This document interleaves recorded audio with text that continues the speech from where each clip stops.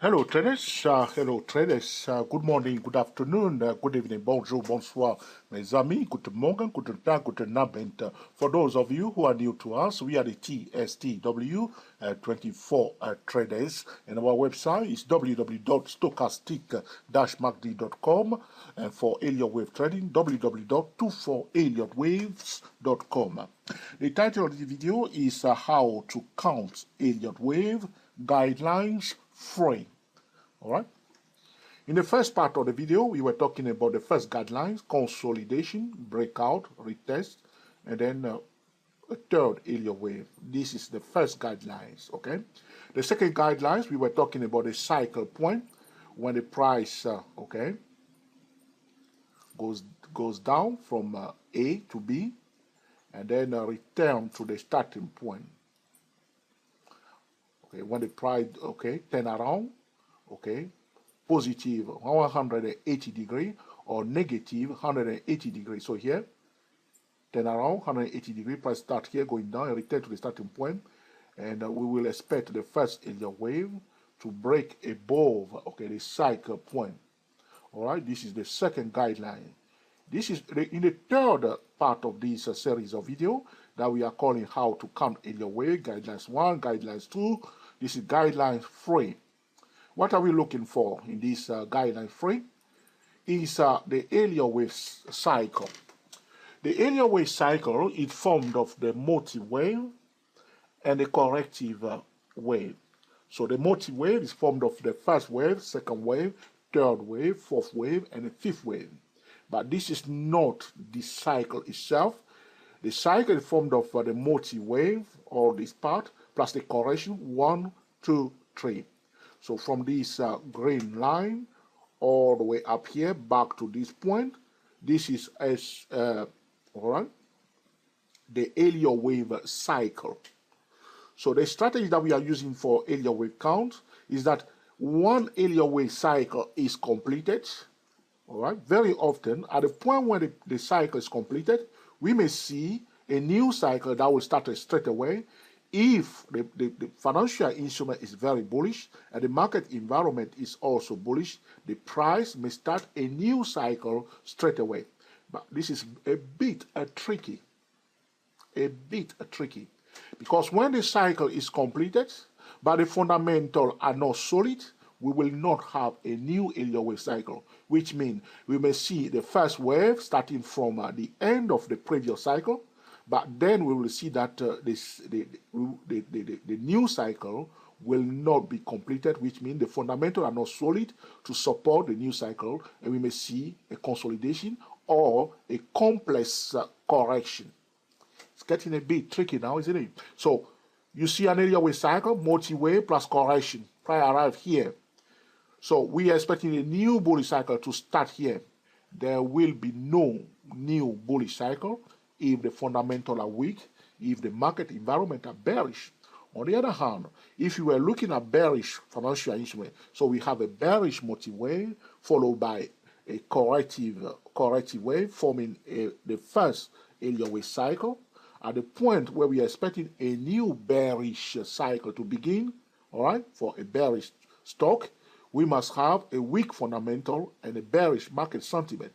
So for how we count Elliott waves, guideline 3, we are looking for the first Elliott wave to start from, the end of the previous Elliott wave cycle.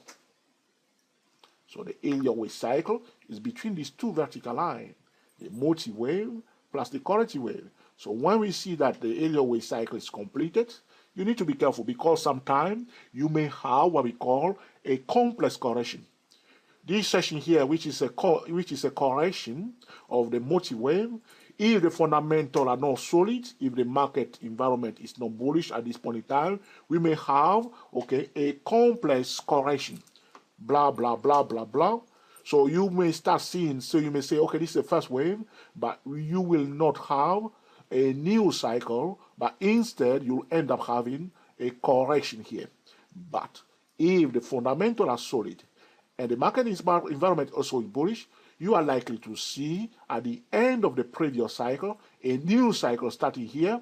So we will expect a new first Elliott wave starting here, So first wave, breaking few resistance here, and then, okay, followed by the second wave, okay, and so on and so on. This is, okay, how, okay, to count in your wave, guidelines, okay, free. If you look at the chart here, all right, look at, this is JP Morgan.